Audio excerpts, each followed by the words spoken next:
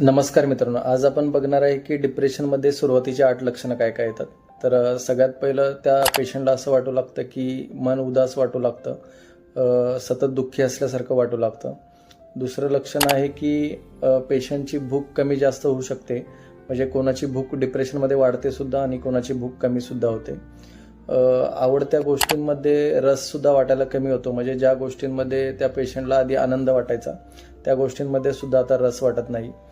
चौथा मुद्दा आहे की सतत अंगात थकवा आल्यासारखं वाटतं. पाचवा मुद्दा आहे की डोक्यामध्ये निगेटिव्ह विचार यायला चालू होतात. म्हणजे असं वाटतं की आपल्या जगण्याला काहीच अर्थ नाही आहे. सहावा मुद्दा आहे की एकाग्रता कमी होते. म्हणजे पेशंटची ज्या कामामध्ये आहे किंवा जो काही काम करत असेल तर तिथे फोकस कमी होतो.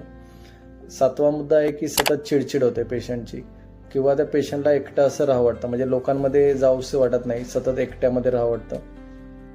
आठवा मुद्दा आहे की पेशंटची झोप कमी किंवा जास्त होऊ शकते. म्हणजे डिप्रेशनमध्ये कोणाला झोप कमी पण लागू शकते किंवा झोप वाढू पण शकते. म्हणजे दिवसभर झोपावी सुद्धा वाटू शकते.